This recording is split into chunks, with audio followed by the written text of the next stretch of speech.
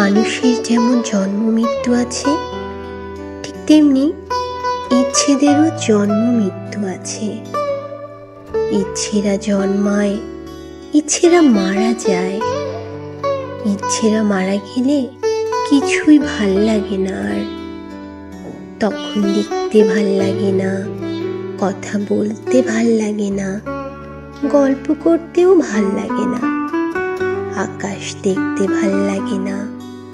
কোনো কোনো সন্ধ্যায় আজ যা দেখেছেন এমন কথাও শুনতে ভাল লাগে না।